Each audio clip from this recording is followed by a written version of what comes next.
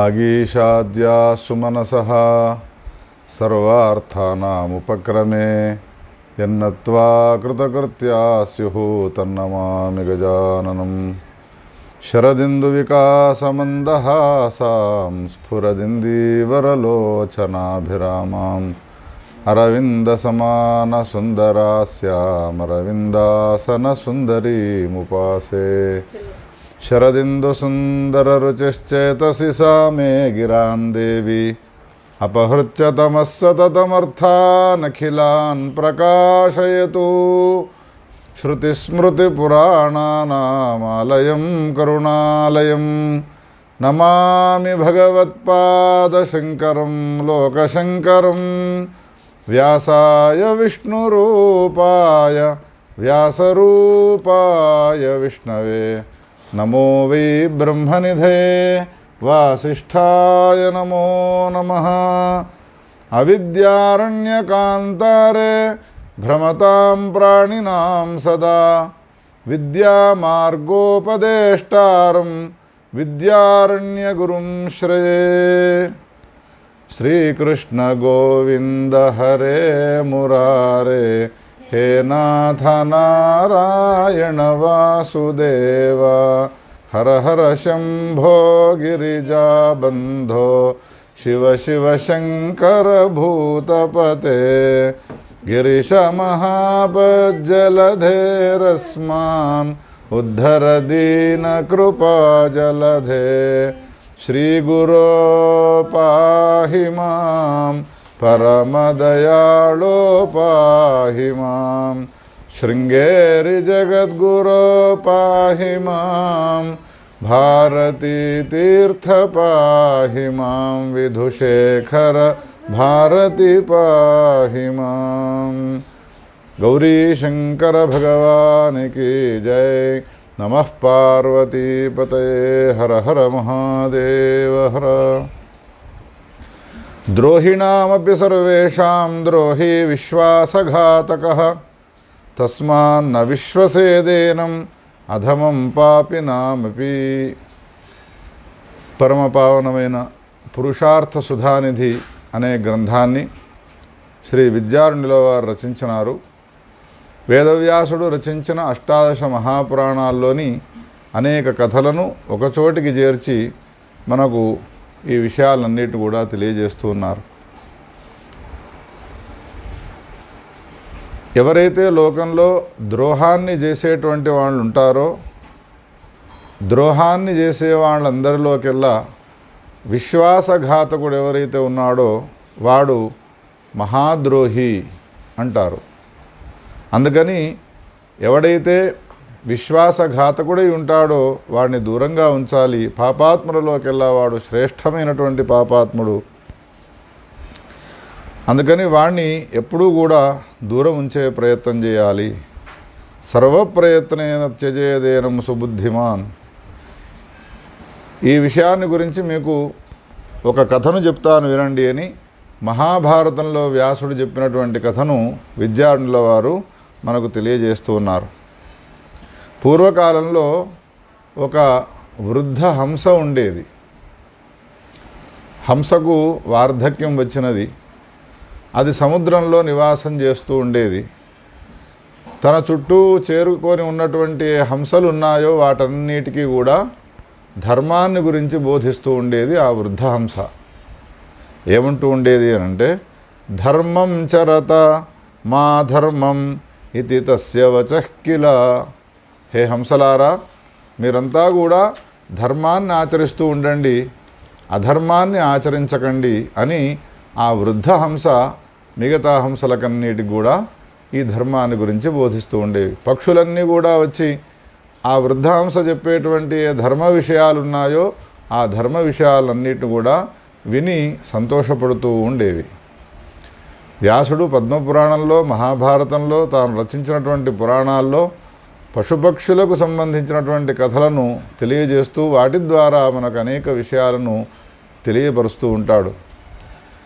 ఒకనాడు హంసలన్నీ కూడా చేరి వృద్ధాంశ సమీపానికి వచ్చి ఆ వృద్ధాంశ చెబుతూ ఉన్నటువంటి ధర్మాలన్నిటి కూడా వింటూ ఏమని ప్రశ్న వేసినాయి అంటే, కథయస్వ భవం ధర్మం పక్షిణాం తు సమాసతః త్వం హి నామద్విజ శ్రేష్ఠ బ్రూహినో ధర్మముత్తమం.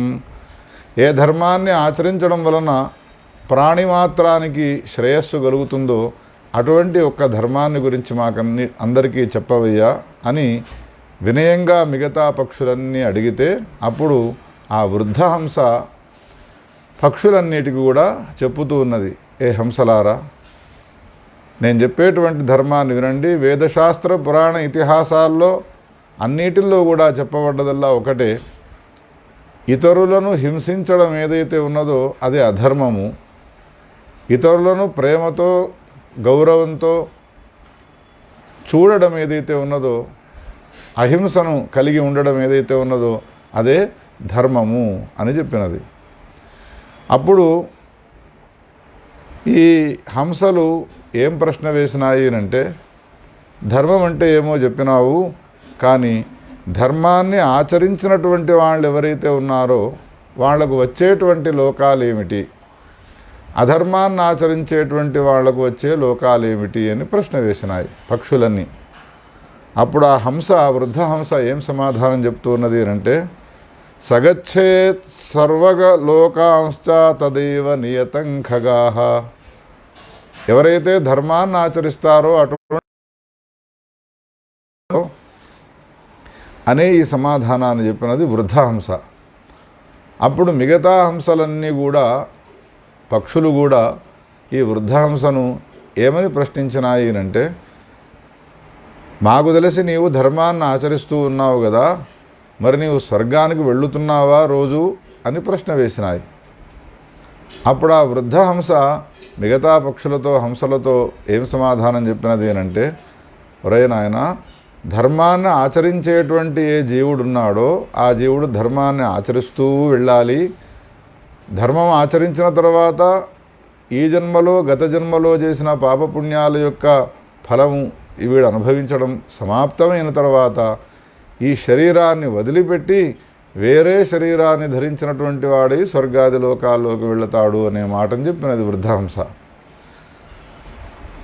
అందుకని నేను ధర్మాన్ని ఆచరించిన, లేదా నేను చెప్పినటువంటి ధర్మాన్ని విన్నటువంటి పక్షులైనటువంటి మీరు కూడా ధర్మాన్ని ఆచరించినా కానీ ఈ లోకంలో కాదు, ఇప్పుడు కాదు, ఈ శరీరంతో కాదు, వేరే ఇతర శరీరాన్ని ధరించినటువంటి వాళ్ళై ఈ శరీరం పతనం అయిపోయిన తర్వాత వేరే లోకాల్లోకి మనం వెళ్ళగలుగుతాము అనే సమాధానాన్ని చెప్పగా విని అందరూ సంతోషపడుతూ ఉండేవారు.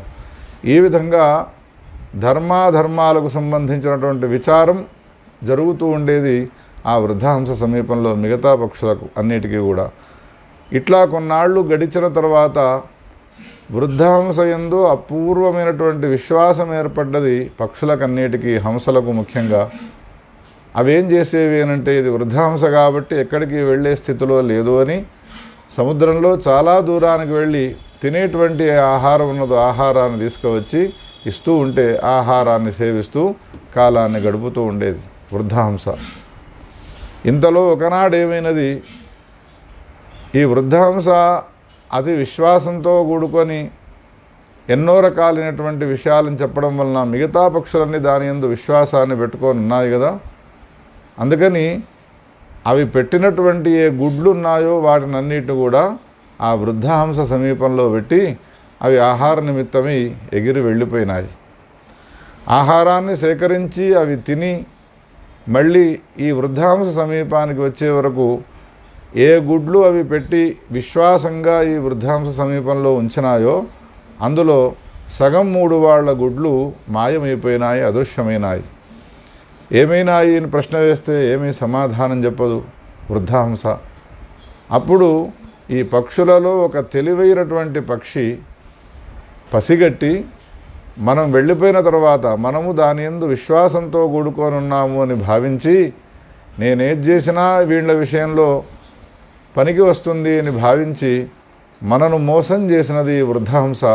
ఈ వృద్ధహంసనే మన గుడ్లను తినివేసినది అని యథార్థమైనటువంటి మాటను చెప్పగానే మిగతా పక్షులన్నీ కూడా కలిసి, ఇంతకాలం విశ్వసించినాము నిన్ను, విశ్వసించినటువంటి మాకు నీవు ఈ విధంగా మోసం చేస్తావా అని అన్నీ కలిపి ఆ వృద్ధహంసను సంహారం చేయడం వలన ఆ వృద్ధహంస స్వర్గలోకానికి వెళ్ళడానికి బదులు నరకలోకానికి వెళ్ళి నరకంలో అనేక రకాలైనటువంటి దుఃఖాలను అనుభవించినదయ్యా శౌనకాదృశులారా. అందుకని తస్మాత్ నకుర్యాద్ ఆత్మజ్ఞః పుమాన్ విశ్వాసఘాతనం. మనను ఎవరైతే విశ్వసించి మన యందు గౌరవభావాన్ని పెట్టుకొని ఉన్నారో అటువంటి వాళ్లను ఎప్పుడూ కూడా వాళ్ళకి ఎప్పుడూ కూడా అనర్థాన్ని కలిగించకూడదు. మనపైన ఉన్నటువంటి విశ్వాసంతో మన సమీపానికి వాళ్ళు వచ్చి గౌరవంగా మర్యాదతో ప్రవర్తిస్తూ ఉన్నారో వాళ్ళ విషయంలో మనం గౌరవాన్ని, మన విషయంలో ప్రవర్తించేటువంటి ఆ ప్రవర్తనను సార్థకం చేసుకోవాలి అంటే వాళ్లకు మేలును సమకూర్చే ప్రయత్నం చేయాలి, కానీ వాళ్ళకు అన్యాయాన్ని చేయకూడదు. విశ్వసించినటువంటి వాడు ఇతరులకు అన్యాయాన్ని చేయడం ఏదైతే ఉన్నదో దాన్నే విశ్వాసఘాతము అనే పేరుతో పిలుస్తారు. ఆ వృద్ధహంస స్వర్గాది లోకాల్లోకి వెళ్ళడం పక్కన పెడితే అది భయంకరమైనటువంటి నరకాల్లో పడ్డది అనేటువంటి కథను వ్యాసుడు మహాభారతంలో చెప్పినాడు. కాబట్టి ఈ కథామూలకంగా మనం తెలుసుకోవలసినటువంటి అంశం ఏమిటంటే, ఎవరు మనను విశ్వసించి ఉన్నారో వాళ్లకు మేలును మనం సమకూర్చాలి. విశ్వసించిన వాళ్లకు గనక ఒకవేళ మనం అన్యాయాన్ని చేసినాము అనంటే, ఎవరి విషయంలో మనం అన్యాయాన్ని చేసినామో వాళ్ళంతా కూడా ఏం చేస్తారు అనంటే కాలాంతరంలో మననే హింసిస్తారు. దానివల్ల మనకు ఉత్తమ గతులు రావు, మనకు అధమాధమ గతులు వస్తాయనేటువంటి విషయాన్ని తెలుసుకోవాలి అనే విషయాన్ని విద్యారణుల వారు ఈ కథామూలకంగా మనకు తెలియజేసినారు. మహానపి న కుర్యాద్వై నిజభక్తేషు వంచనాం యది కుర్యాత్ ప్రమాదేన తేతం ముంచంత్య సంశయః. ఇంకో లింగ పురాణాంతర్గతమైనటువంటి కథను చెప్పుతూ మానవులమైన మనకు ఏ విధమైనటువంటి రీతిలో సత్ప్రవర్తనతో కూడుకొని ఉండాలనే విషయాన్ని తెలియపరిచే అంశాన్ని తెలియజేస్తూ ఉన్నారు. ఎంతటి గొప్పవాడైనప్పటికీ కూడా తన భక్తుడై ఉన్నాడు అని అన్న తర్వాత భక్తుని విషయంలో వంచన అనేటువంటిది చేయడానికి వీల్లేదు. భగవంతుడైనప్పటికీ కూడా భగవంతుడిని ఉపాసించే వాళ్ళు ఎంతోమంది భక్తులు ఉంటారు, కానీ ఎట్టి పరిస్థితుల్లో కూడా భగవంతుడు భక్తుల విషయంలో వంచనను చేయకుండా ఉండాలి అన్నాడు. సూతుడు చెప్పిన ఈ మాటను విన్న తర్వాత శౌనకాదులకు ఆశ్చర్యం కలిగినది. భగవంతుని విషయంలో గౌరవభావంతో ఉన్నటువంటి భక్తునికి భగవంతుడు అనుగ్రహాన్ని ఇస్తాడు తప్ప భగవంతుడు భక్తులకు వంచనను ఏ విధంగా చేస్తాడు, భక్తుల విషయంలో వంచనను ఏ విధంగా చేస్తాడు అనంటే, ఈ విషయంలో మీకు నేను ఒక కథను చెప్తాను వినండి అని ఓ కథను చెప్తూ ఉన్నాడు వ్యాస భగవానుడు. వ్యాసుడు చెప్పినటువంటి ఈ కథను పురుషార్థ సుధానిధి ద్వారా విద్యార్థుల వారు మనకు తెలియజేస్తూ ఉన్నారు. ఇక్ష్వాకు కులంలో అంబరీషుడు అనే పేరు గల ఒక మహారాజు ఉండేవాడు. అంబరీషుని గురించి తెలియని వాళ్ళు లేరు. భాగవతాది మహాపురాణాలను శ్రవణం చేసిన వాళ్లకు అంబరీషుడు చాలా సుపరిచితుడే. లింగ పురాణంలో అంబరీషునికి సంబంధించినటువంటి కథ విచిత్రంగా వస్తుంది. శ్రీమన్నారాయణమూర్తి భక్తుడైనటువంటి పరమ భాగవతోత్తముడైనటువంటి అంబరీషుడు రాజ్యాన్ని పరిపాలన చేస్తూ ఉండగా ఆయనకు ఒక అందాల గత్తె అయినటువంటి ఒక కూతురు ఉండేది. ఆ అమ్మాయి పేరు శ్రీమతి అని. అమ్మాయికి యుక్త వయసు వచ్చినది. ఆమెకు వివాహం చేయాలనేటువంటి సంకల్పాన్ని చేస్తూ ఉన్నాడు. సరిగ్గా ఆ సమయంలోనే నారదుడు పర్వతుడు ఇద్దరూ కూడా లోకాలన్నీ సంచారం చేస్తూ అంబరీషుని యొక్క రాజ్యానికి వచ్చినారు. అంబరీషుడు ఎదురుగా వెళ్ళినాడు. పర్వత నారదులనిద్దరినీ కూడా ఘనంగా సన్మానం చేసినాడు, సత్కారం చేసినాడు. అతిథి మర్యాదలన్నీ కూడా అయినాయి. ఆ తరువాత అమ్మాయి రాగానే అమ్మాయితో నమస్కారం చేయించినాడు వాళ్ళిద్దరికీ కూడా. శీఘ్రమేవ కళ్యాణ ప్రాప్తిరస్తు, ఉత్తమ వరప్రాప్తిరస్తు అని ఆశీర్వాదం చేయండి అని నమస్కారం చేయించినాడు. ఆ నమస్కారం చేయించిన సమయంలో ఈ పర్వత నారదులిద్దరిలో ఒక విధమైనటువంటి మోహం అంకురించినది. అమ్మాయి యొక్క సౌందర్యాన్ని చూడగానే అమ్మాయిని వివాహం చేసుకోవాలనేటువంటి కోరిక కలిగి రాజుగారితో అంటూ ఉన్నారు. నారదుడు మొట్టమొదట అన్నాడు, అమ్మాయి సుందరంగా ఉన్నది, ఉత్తమవర ప్రాప్తిరస్తు అని ఆశీర్వచనం కాదు, నేనే ఈ అమ్మాయిని వివాహం చేసుకుంటాను అన్నాడు. పక్కన ఉన్నటువంటి పర్వతుడు కాదు కాదు నేనే చేసుకుంటాను అని ఈయన అన్నాడు. అంబరీషుడు ఏం చేయాలి? ఇద్దరూ కూడా తపశ్శక్తి సంపన్నులే. నీ అమ్మాయిని నేనే వివాహం చేసుకుంటాను అని అంటే నేనే వివాహం చేసుకుంటాను అని అన్నప్పుడు, ఒకవేళ తాను అమ్మాయిని మీ ఇద్దరిలో ఎవ్వరికీ నేను మా అమ్మాయిని ఇవ్వను అన్నాడనుకో, తపస్సు వాళ్ళలో ఉన్నది, తపశ్శక్తి సంపన్నులైనటువంటి వాళ్ళు ఒకవేళ తన రాజ్యాన్ని శపిస్తారేమో అని భావించి ఒక ఉపాయాన్ని ఆలోచించి వాళ్లకు చెప్పుతూ ఉన్నాడు. హే పర్వత నారదుల్లారా, నా అమ్మాయి మీ ఇద్దరిలో ఎవరిని వరిస్తే అతనికి ఇచ్చి నేను వివాహం చేస్తాను. ఆ అమ్మాయి సంపూర్ణంగా వరించాలి, నిన్ను నేను పరిపూర్ణంగా ప్రేమించినాను, ఇష్టపడ్డాను అని మీ ఇద్దరిలో ఎవరి మెడలో ఆమె పూలమాల వేస్తే వానికిచ్చి నేను నా అమ్మాయిని వివాహం చేస్తాను శ్రీమతిని అనగానే ఇద్దరు కూడా వెళ్ళిపోయినారు. ఇద్దరూ ఒక ఆలోచన చేస్తూ ఉన్నారు. ఏమని అంటే, నన్నే వరించాలి అమ్మాయి, అందుకని నేను అందంగా కనిపించాలి, పక్కన ఉన్నటువంటి నారదుడు వికారంగా కనిపించాలి. నారదుడు అదే ఆలోచన చేస్తూ ఉన్నాడు, నేను అందంగా కనిపించాలి, పక్కన ఉన్నటువంటి పర్వతుడు వికారంగా కనిపించాలి. వికారంగా కనిపించడం వలన అతని మెడలో పూలమాలను వేయదు, నా మెడలోనే వేస్తుంది, కాబట్టి నేనే అమ్మాయికి భర్తనవుతాను, సుఖంగా సంసారాన్ని కొనసాగించవచ్చును అని ఒక భావాన్ని పొందినటువంటి వారై విడివిడిగా వీళ్ళిద్దరూ కూడా వైకుంఠలోకానికి వెళ్ళినారు. శ్రీమన్నారాయణమూర్తి ఉన్న వైకుంఠలోకానికి మొట్టమొదట నారదుడు వెళ్ళినాడు. నారదుడిని సాదరంగా స్వాగతించినాడు శ్రీమన్నారాయణమూర్తి. నారదా, ఎటో వచ్చినావేమిటయ్యా అని అడిగితే జరిగిన వృత్తాంతం చెప్పినాడు. ఇక్ష్వాకుకుల సంభూతుడైన అంబరీషునికి ఒక కూతురున్నది. ఆ కూతురుని చూడగానే మేమిద్దరము కూడా ఇష్టపడ్డాము, కానీ నేనే అమ్మాయిని వివాహం చేసుకోవాలి, మీ ఇద్దరిలో ఎవరిని ఇష్టపడితే వాళ్లకు నా అమ్మాయినిచ్చి వివాహం చేస్తాను అని ఆయన అన్నాడు అంబరీషుడు. అందుకని నా మెడలో అమ్మాయి పూలమాల వెయ్యాలి అంటే పర్వతుడి యొక్క ముఖము కోతి ముఖం కావాలి, మీరు నాకు ఇవ్వవలసిన వరం అది అని ప్రార్థన చేసినాడు. నారాయణమూర్తి తథాస్తు అన్నాడు. నారాయణుడు వెళ్ళిపోయినాడు. తర్వాత పర్వతుడు వచ్చినాడు. ఏమయ్యా పర్వత, ఎటో వచ్చినావు?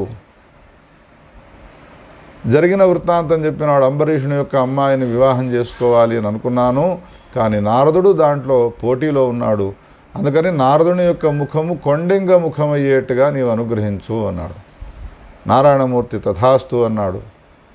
ఇద్దరూ కూడా ఈ విధంగా నారాయణమూర్తిని ప్రార్థన చేసి నారదుడు కొండెంగ ముఖాన్ని, పర్వతుడు కోతి ముఖాన్ని పొందినటువంటి వారై బయలుదేరి వెళ్ళిపోయినారు. తతో రాజాచ విజ్ఞాయ ప్రాప్తౌ మునివరౌ తదా. రాజుగారికి విషయం తెలిసినది, ఇద్దరూ కూడా వచ్చినారు అని. అందుకని ఇద్దరిని సభామంటపంలోకి తీసుకుని రావాలి. సభామంటపంలో పూలమాలను పట్టుకున్నటువంటి అమ్మాయిని ఉద్దేశించి చెప్పాలి, ఈ ఇద్దరిలో నీవు ఎవరిని ఇష్టపడతావో వాళ్ళ మెడలో నీవు పూలమాలను వేసినట్టయితే నీకు వివాహం చేస్తాను అని. అంబరీషుడు అందుకని సభామంటపాన్నంతా కూడా చక్కగా అలంకారం చేసినాడు. 2 సింహాసనాలు వేసినాడు. వాళ్ళిద్దరూ వచ్చి కూర్చున్నారు, పర్వత నారదులు. నారదుడు పర్వతుని ముఖం చూస్తాడు. అబ్బా, నేను కోరినటువంటి కోరికను ఈడేర్చినాడు నారాయణమూర్తి. పర్వతుని యొక్క ముఖము కొండెంగ ముఖముగా ఉన్నది. నేను కోరిన కోరికను ఈడేర్చినాడు. పక్కన ఉన్నటువంటి నారదుని యొక్క ముఖము కోతి ముఖంగా ఉన్నది అని ఇద్దరూ లోపల సంతోషపడ్డారు. పూలమాలను పట్టుకున్నటువంటి శ్రీమతి సభామంటపంలోకి ప్రవేశించినది. ప్రవేశించగానే ఇద్దరూ కూడా ఆసక్తితో చూస్తూ ఉన్నారు. నా మెడలో వేస్తుంది అని అంటే నా మెడలో వేస్తుంది అని. పూలమాలను పట్టుకున్నటువంటి ఆ అమ్మాయి ఇద్దరి మెడలో పూలమాలను వేయక నిశ్చేష్టురాలయి చూస్తూ ఆశ్చర్యచకితురాలై ఉన్న సమయంలో తండ్రి గారైనటువంటి అంబరీషుడు శ్రీమతితో అంటూ ఉన్నాడు, హే శ్రీమతి, పూలమాలను ఇక్కడి దాకా పట్టుకొని వచ్చినావు, ఇద్దరిలో ఏ ఒక్కరి మెడలో నైనా నీవు పూలమాలను వేస్తే అతనికి నిన్ను వివాహం చేస్తాను అని అన్నాను కదా, ఎందుకు నీవు వేయడం లేదు అనంటే, తండ్రి కోతి కొండెంగా ముఖాలు కలిగినటువంటి వీళ్ళ ఇద్దరిలో నేను పూలమాలను వేయడం ఎట్లా తటస్థిస్తుంది, కాకపోతే వీళ్ళ ఇద్దరి మధ్యలో ఒక పురుషుడు మాత్రం నాకు గోచరిస్తూ ఉన్నాడు, చాలా సుందరంగా ఉన్నాడు అనే మాటని చెప్పినది. తండ్రి కూతుర్లు మాట్లాడుకునే ఈ మాటలను పర్వత నారదులు ఇద్దరూ కూడా వింటూ ఉన్నారు. పర్వతునికి నారదునికి సందేహం కలిగినది. ఎవరో పురుషుడు కనబడ్డాడు అంటున్నావో, ఆ పురుషుడు ఎట్లా ఉన్నాడు, వీళ్ళు చూస్తే వీళ్ళకి కనిపించడం లేదు, కానీ శ్రీమతికి మాత్రము ఆ పురుషుడు కనబడుతూ ఉన్నాడు. ఎట్లా ఉన్నాడు ఆ పురుషుడు అని నారదుడు పర్వతుడు ప్రశ్న వేస్తే ఆ శ్రీమతి సమాధానం చెబుతున్నది. ఎట్లా ఉన్నాడు వాడు, దీర్ఘబాహుం విశాలాక్షం తుంగోరస్థలమున్నసం పశ్యామి పుండరీకాక్షం తులసీదామభూషితం. దీర్ఘబాహువులు, విశాలమైనటువంటి నేత్రాలు, విశాలమైనటువంటి వక్షస్థలము, పుండరీకాక్షుడైనటువంటి తులసీమాలను వేసుకున్నటువంటి వాడై ఉన్నాడు అన్నాడు. అనగానే నారదునికి సందేహం కలిగినది. పొరపాటున విష్ణుమూర్తి అయితే కాదు కదా, ఇంకా ఇట్లా ఉన్నాడు అని అడిగితే చెప్పుతున్నది. ఒకవేళ ఈ అమ్మాయి చూసినటువంటి పురుషునికి 4 బాహులు ఉన్నాయి అని చెప్తే 100కు 100 శ్రీమన్నారాయణమూర్తి అని అనుమానపడవచ్చును. అందుకని నారాయణమూర్తి ఏం చేసినాడు, 4 బాహువులకు బదులు 2 బాహువులతో కనబడుతున్నాడు అమ్మాయికి. అమ్మాయి ఏం చెప్తున్నది, బాహుద్వయంచ పశ్యామీత్యాహ కన్యా శుచిస్మిత. 2 బాహువులతో ఉన్నటువంటి పురుషుణ్ణి చూస్తున్న అమ్మయ్య, అయితే శ్రీమన్నారాయణమూర్తి అయితే కాదు అనుకున్నాడు నారదుడు. ఇంకా ఏం చూస్తున్నావు 2 బాహువుల్లో అని అడిగితే ఆ అమ్మాయి చెప్తున్నది, వక్షస్థలేస్య పశ్యామి కరే కార్ముక సాయకౌ. వక్షస్థలంలో ఏదో తేజస్సు విరాజిల్లుతూ ఉన్నది. అదేవిధంగా చేతిలో మాత్రము ఒక చేతిలో బాణపుల్ల, ఇంకో చేతిలో ధనుస్సును ధరించున్నాడు అనేటువంటి మాటను చెప్పగానే ఎవడో మాయావి ఉన్నట్టున్నది, మా ఇద్దరిలో ఎవరిలో పూలమాలను వేయనీయకుండా ఒక మాయావి ఎవడో వచ్చి నిన్ను మోసం చేస్తూ ఉన్నట్టుగా ఉన్నది అని అంటూ ఉంటే ఆ అమ్మాయి మాత్రము వాళ్ళ మాటలను లక్ష్య పెట్టడం లేదు. ఒకవేళ నేను పూలమాలను వేయాలి అని అనుకుంటే అతని మెడలోనే వేస్తాను తప్ప ఇంకా మీ ఇద్దరిలో ఏ ఒక్కరి మెడలో పూలమాలను వేయడానికి ఇష్టపడడం లేదు అని వాళ్ళిద్దరూ ఎదురు చూస్తూ ఉన్నా, అపేక్షిస్తూ ఉన్నా, మా మెడలో తప్పకుండా వేస్తుంది అని నమ్మికతో కూడుకొని ఉన్నప్పటికీ కూడా వాళ్ళిద్దరి మెడలో కాకుండా మధ్యలో ఉన్నటువంటి ఆ పరమ పురుషుడైనటువంటి ఆ వ్యక్తి మెడలో పూలమాలను వేయగానే అందరూ చూస్తూనే ఉన్నారు సభామంటపంలో. ఆ వ్యక్తి కనిపించలేదు. పూలమాల ఆ వ్యక్తి పైన వేయగానే, మెడలో వేయగానే ఆ అమ్మాయి కూడా కనిపించలేదు, అదృశ్యమైపోయినది. అప్పుడు పర్వతనారదులకిద్దరికీ కూడా సందేహం కలిగినది. ఆ సందేహం ఏమిటి అంటే, 100కి 100 వాళ్ళు ఈ కనబడ్డటువంటి పరమ పురుషుడు ఉన్నాడో, ఈ పరమ పురుషుడు దివ్యమైనటువంటి సుందరాంగుడు ఎవరో అయి ఉండడు, ఆయన వైకుంఠాధిపతి అయిన శ్రీమన్నారాయణమూర్తే. మనకు ఈ విధంగా పరస్పరం నీవు కోరినట్టుగా నాకు కోతి ముఖాన్ని, నేను కోరినట్టుగా నీకు కొండెంగ ముఖాన్ని ఇచ్చి మన ఇద్దరినీ కాదని మధ్యలో ఆయన వచ్చి ఈ శ్రీమతి అనే పేరు గల అమ్మాయిని అపహరించక వెళ్ళినాడు. జరిగినదంతా ఇదే అని వీళ్ళిద్దరూ కూడా బయలుదేరి వైకుంఠలోకానికి వెళ్ళినారు. కోపంతో వెళుతూ ఉన్నారు వైకుంఠలోకానికి. శ్రీమన్నారాయణమూర్తే ఈ పని చేసినాడు. శ్రీమతి వైకుంఠంలో శ్రీమన్నారాయణమూర్తి సమీపంలో సేవ చేస్తూ ఉంటే పర్వతనారదులిద్దరూ కూడా ఇప్పుడు వస్తూ ఉన్నారు ఇక్కడికి, లోకానికి. అందుకని హే శ్రీమతి, నీవు లోపలికి వెళ్ళి దాగుకొని ఉండు, వాళ్ళిద్దరికీ కనిపించకుండా నీవు లోపల ఉండు అన్నాడు. చతుర్భుజ శంఖచక్ర గదా పద్మ వనమాల విరాజితుడై ఆదిశేషుని పైన విశ్రాంతి తీసుకుంటూ ఉన్నాడు శ్రీమన్నారాయణమూర్తి. అటువంటి నారాయణమూర్తి సమీపానికి పర్వతనారదులిద్దరూ కూడా పరిగెత్తుకుంటూ ఆవేశంతో ఉచ్ఛ్వాస నిశ్వాసాలు తీస్తూ ఉన్నటువంటి వాళ్ళు వచ్చినారు. వచ్చి, ఏమయ్యా వాసుదేవా, ఎంత మోసం చేసినావు నీవు, నిన్ను నమ్ముకొని మేము నీ సమీపానికి వచ్చి సలహా అడిగితే మా ఇద్దరికీ కోతి కొండెంగల ముఖాన్నిచ్చి ఆ అమ్మాయిని మా ఇద్దరికీ కాకుండా చేస్తావా అన్నారు. అనగానే వాసుదేవుడు అయినటువంటి శ్రీమన్నారాయణమూర్తి ఏమన్నాడు అనంటే, ఇదేమిటయ్యా, మీరే చెప్పుతూ ఉన్నారు ఆ అమ్మాయి కనబడ్డటువంటి పురుషుడు ఎవరైతే ఉన్నాడో ఆ పురుషుడు 4 భుజాలతో కనిపించడం లేదు, 2 భుజాలతో కనబడ్డాడు అని. ఎవడో మాయావి మీ ఇద్దరికీ కాకుండా చేసి ఆ అమ్మాయిని ఎత్తుకపోయి ఉంటాడు. నా పైన మీరెందుకు అనవసరంగా విశ్వాసరహితంగా ప్రవర్తిస్తూ ఈ విధమైనటువంటి మాటలను అంటూ ఉన్నారు. చక్రపాణిరహం, ఆ అమ్మాయి ఏం చెప్పినది, చేతిలో ఏమున్నది అని ప్రశ్న వేస్తే ధనుర్బాణాలున్నాయి అనే మాటను చెప్పినది కదా. చూడండి, నా చేతుల్లో ఎక్కడైనా ధనుస్సు ఉన్నదా, బాణం ఉన్నదా?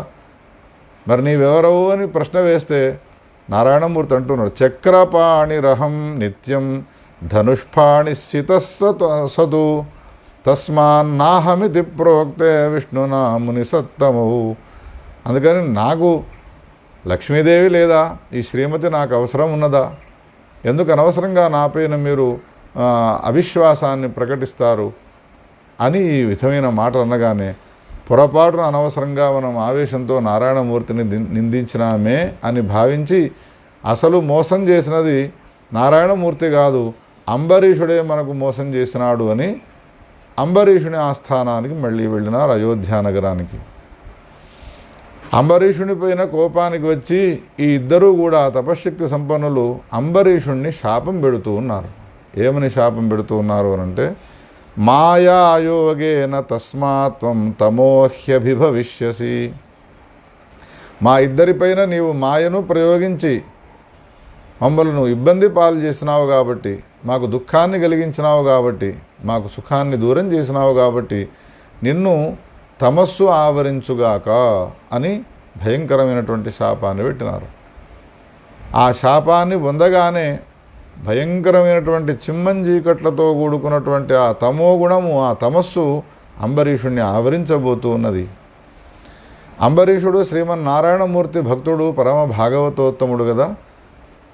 ఆయన శ్రీమన్నారాయణమూర్తిని గురించి తపస్సు చేసినప్పుడు నారాయణుడు ప్రత్యక్షమై నీకేం వరం కావాలో కోరుకోనంటే ఏమీ అవసరం లేదు అన్నప్పటికీ వినకుండా శ్రీమన్నారాయణమూర్తి సుదర్శన చక్రాన్ని ఇచ్చి వెళ్ళిపోయినాడు.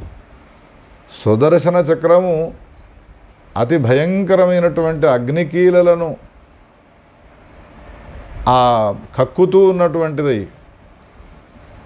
దిగంతాల్లో ఉన్నటువంటి అంధకారాన్ని నాశనం చేసేటువంటి, వెలుగులు జిమ్మేటువంటి పరమ అద్భుతమైనటువంటి తేజస్సంపన్నమైనటువంటి చక్రం అది, సుదర్శన చక్రము.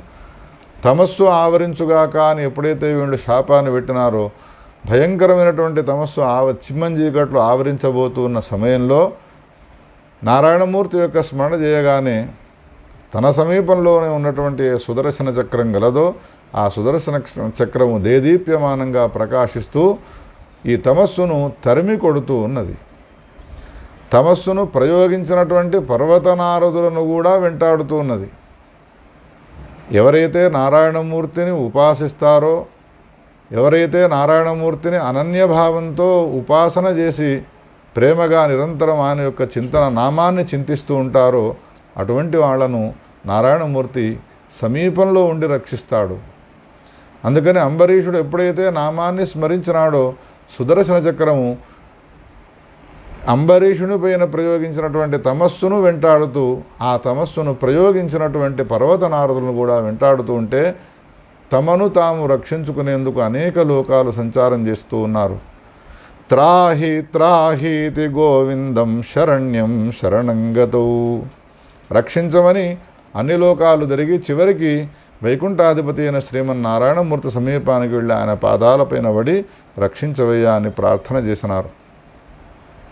అప్పుడు నారాయణమూర్తి పర్వతనారదులనిద్దరిని కూడా చూసి, ఎందుకయ్యా నా భక్తుడైనటువంటి అంబరీషుడు పరమ భాగవతోత్తముడు అనే విషయం మీకు తెలియదా? ఆ పరమ భాగవతోత్తముడైనటువంటి అంబరీషుడిని మీరు శపించినారు, తమస్సు చేత నీవు ఆవరింపబడుదువుగా కానీ నా సుదర్శనం ఏం చేసినది, ఆ తమస్సును తరిమి కొడుతూ మిమ్మల్ని ఇద్దరిని కూడా నాశనం చేయడం కోసమే ఉద్యుక్తమైనది ఆ సుదర్శన చక్రము. అందుకని ఇప్పుడు నన్ను మీరు శరణాగతి పొందినారు. శరణాగతి పొందినటువంటి వాడు రక్షించడము నా కర్తవ్యమై ఉన్నది. ఇప్పుడు మిమ్మల్ని రక్షిస్తాను నేను.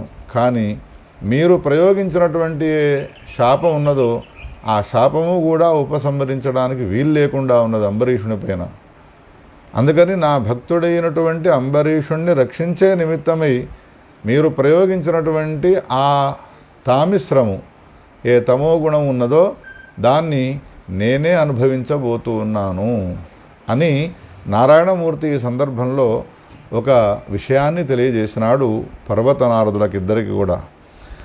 తస్మాత్ రక్షార్థమేతేషాం శృణు తామిశ్రమేవచః. ఏ తామిశ్రాన్ని ప్రయోగించినారో వీళ్ళు ఆ తామిశ్రముతో మాట్లాడుతూ ఉన్నాడు శ్రీమన్నారాయణమూర్తి. హే తామిశ్రమ, అంబరీషుణ్ణి నీవిప్పుడు ఆవరించకు. నిన్ను కూడా నాశనం చేసే సామర్థ్యం లోకంలో ఎవరికీ లేదు.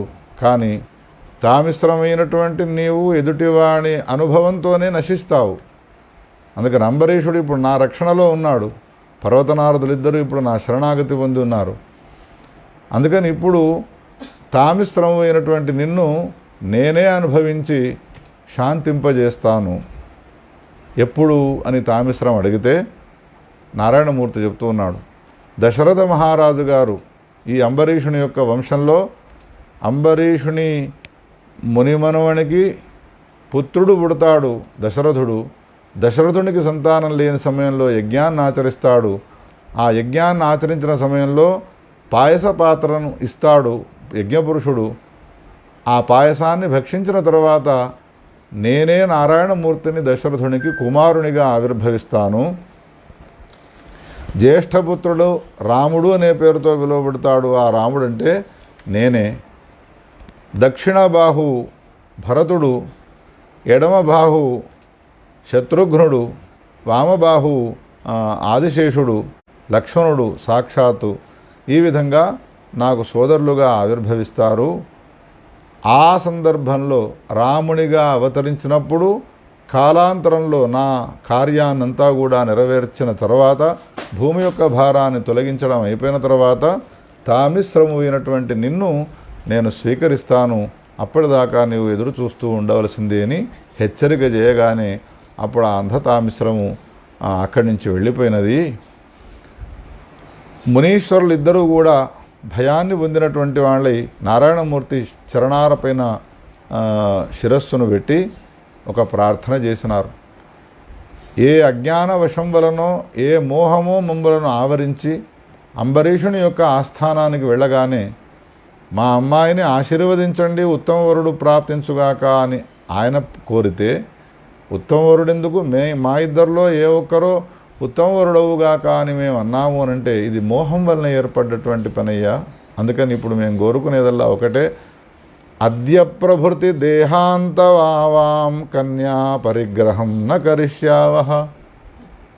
ఈనాటి నుండి మొదలుకొని మా దేహం సమాప్తం అయ్యేంత వరకు ఎన్నేళ్ళు మేము పర్వతనారదులుగా సంచారం చేసే యోగం ఉన్నదో జన్మాంతర పుణ్య వశం వలన అన్నేళ్ళు కూడా ఇక మేము కన్యా విషయంలో మా కామం అనేటువంటిది ఉత్పత్తి కాకుండా ఉండుగాక, మేము కన్యను వరించకుండా ఉండుదుముగాక, మేము వివాహాన్ని చేసుకోకుండా ఉండేటువంటి ఒక అనుగ్రహాన్ని నీ విత్తుగాక అని చెప్పి ప్రార్థన చేసి ప్రతిజ్ఞను కూడా చేసినారు, మేము వివాహాన్ని చేసుకోము అని.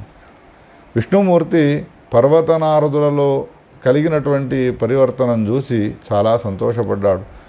లోకంలో మునీశ్వరులు వీళ్ళు అస్ఖలిత బ్రహ్మచారులు అని సంచారం చేస్తూ ఈ విధమైనటువంటి పని చేయడం వలన వాళ్లకు ఒక రకమైనటువంటి శిక్షణనిచ్చినాడు శ్రీమన్నారాయణమూర్తి.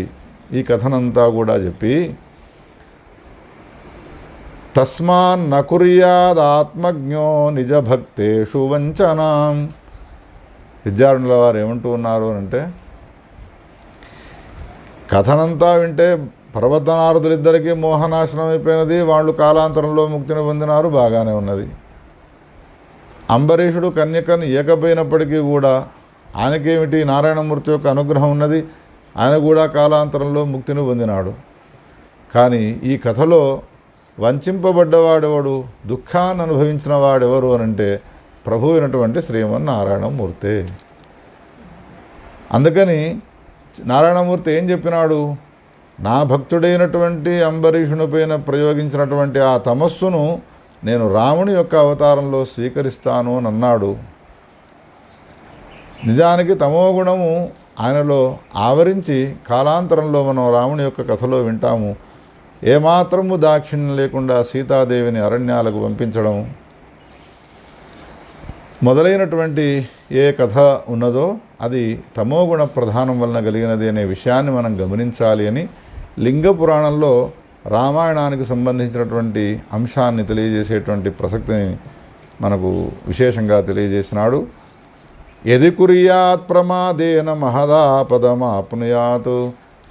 మనకు దగ్గరివాడైనటువంటి భక్తుడిని కనుక ఒకవేళ మనం వంచినాము అనంటే మనకు ఆపద రాకుండా ఉండదు. ఈ విషయంలో నారాయణమూర్తే తార్కాణమై ఉన్నాడు. అందుకని మనకు ఎవరైతే భక్తులై ఉన్నారో వాళ్ళను వంచడానికి వీల్లేదు అనే అంశాన్ని ఈ కథ ద్వారా మనకు తెలియజేసినాడు. ఏనైవ పురుష స్త్రీవా కార్యేణ ఫలమిచ్చతి నచ కుర్యాదకాలేన త్వరయా అన్యగిరాపివా. వ్యాసుడు రచించిన పురాణాలనన్నిటినీ కూడా చదివే వినే ఓపిక అవకాశము లోకంలో ఉన్నటువంటి మానవులమైన మనకు ఉండదు. అందుకని అష్టాదశ మహాపురాణాల్లో ఏవైతే రత్నభూతములైనటువంటి అంశాలు ఉన్నాయో వాటిని ఎత్తి మనకు చూపెడుతూ ఉన్నాడు. ఇవి పవిత్రమైనటువంటివి. చిలుక శర్కరతో తయారు చేయబడ్డది అన్న తర్వాత ఏ అంశాన్ని నాకి చూసినా కానీ తీయగానే ఉంటుంది. వ్యాసుడు రచించిన అష్టాదశ మహాపురాణాల్లో అన్ని కథలు అమృతప్రాయములే, అమృతతుల్యములే, అందులో సందేహించే అవసరం లేదు. కానీ మనకున్న ఈ అతి తక్కువ కాలంలో వ్యాసుని యొక్క సాహిత్యాన్నంతా కూడా అధ్యయనం చేయడం చాలా కష్టమవుతుంది అని భావించి మనందరి పుణ్య విశేషం వలన విద్యారణుల వారు వ్యాసుడు చెప్పినటువంటి పురాణ కథల్లోని భిన్న భిన్నమైనటువంటి పురాణాల్లోని అమృతతుల్యములైనటువంటి కథలను మనకు అందజేస్తూ ఉన్నారు.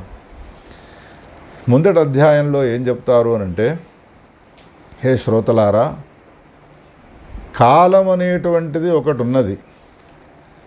కాలాన్ని కొన్ని సందర్భాల్లో ప్రతీక్షించవలసి ఉంటుంది, ఎదురు చూడవలసిన అవసరం ఉంటుంది. కాలాన్ని కనుక ఒకవేళ ఎదురు చూడకుండా నేనెందుకు కాలాన్ని లక్ష్య పెడతాను అని మనం ప్రవర్తించినాము అనంటే మనము అనుకున్నటువంటి కార్యాన్ని పొందలేము, ఆ ఫలం మనకు రాదు, విపరీత ఫలం కూడా వచ్చే అవకాశాలు ఉన్నాయి. అందుకని కాలం కోసం మాత్రం మీరు ప్రతీక్షించండి. కాలం అనేటువంటిది పరమాత్మ యొక్క స్వరూపమై ఉన్నది అన్నాడు. ఉదాహరణకు విపరీతంగా ఆకలితో ఉన్నాడు వాడు. అందుకని కుక్కర్లో అన్నం చేస్తే తొందరగా అవుతుంది అని బియ్యం పెట్టి కుక్కర్లో 3 విజిల్లు కాగానే తీసిపెట్టినాము. కాగానే కింద పెట్టగానే వడ్డించుకోవచ్చునా దాన్ని? కానీ ఆ విజిల్లోంచి గాలంతా వేయేంత వరకు ఆగవలసిందే. వీడు ఆగడం లేదు. అందుకని నాకు ఆకలి బాగా ఉన్నది, తినాలి అనే కుతూహలంతో ఒకవేళ ఆ విజిల్ను తొందరగా తొలగించినామనుకో లోపల పక్వం అవుతుందా అన్నము? మెత్తనైనటువంటి అన్నాన్ని తినాలి అని అనుకున్నవానికి బియ్యపు గింజలవలే ఉన్నటువంటి ఉడకనటువంటి అన్నాన్ని తినాల్సిన పరిస్థితి ఏర్పడుతుంది. ఎందువలన ఈ పరిస్థితి ఏర్పడ్డది అంటే కాలము కోసమే నీవు ప్రతీక్ష చేయలేదు కాబట్టి. పండ్లు తెంపి పండ్లను కూడా అదే విధంగా మనం చేస్తాము. తొందరగా ఈ పండినటువంటి పండ్లుగా తినాలని కాయలను తెంపి మాగబెట్టి బలవంతాన వాటిని తింటాము. దానివలన అనారోగ్యాలు ఏర్పడతాయి. కాలం అనేటువంటిది ఏదైతే ఉన్నదో నకుర్యాత్ అకాలేన త్వరయా గిరాపివా. ఈ విషయంలో నీకొక ఇతిహాసాన్ని చెప్తాను వినవయ్యా అని సూతుడు శౌనకునికి ఒక కథను చెప్తున్నాడు. పూర్వకాలంలో కశ్యపుడు 13 వివాహం చేసుకున్నాడు. అందులో వినత, తర్వాత కద్రు. ఈ కద్రు కశ్యపునికి సేవ చేయడం వలన ఆయన అనుగ్రహానికి పాత్రురాలి 100 మంది కొడుకులకు జన్మనిచ్చినది. ఇప్పుడు వినత కశ్యపుని సమీపానికి పోయి సేవ చేసినది. నీకేం కావాలో కోరుకోనంటే నాకు కూడా ఉత్తమమైనటువంటి సంతానాన్ని అనుగ్రహించండి అని అంటే, కశ్యపుడు నీకు తప్పకుండా కుమారులు పుడతారు 4 అని ఆయన అనుగ్రహించి ఆశ్రమం నుండి తపస్సు చేసుకోవడానికి వెళ్ళిపోయినాడు. కాకపోతే నీకు శరీరంలో నుండి గుడ్లు ఆవిర్భవిస్తాయి, అందులో నుండి అవి పగిలిపోయిన తర్వాత దానిలో నుండి నీకు పుత్రుల యొక్క ఉదయం జరుగుతుంది అని చెప్పినాడు. మొదట ఒక అండాన్ని ఆమె ప్రసవించింది. ఆ అండంలో నుండి ఒక పక్షి బయటికి వచ్చినది. దాన్ని ఉలూకము అని అంటారు. పక్షి జాతిలో ఎన్ని రకాలైనటువంటి పక్షులు ఉన్నాయో ఆ పక్షులన్నిటికీ కూడా అది రాజుగా వ్యవహరించాలి అని అనుకున్నది.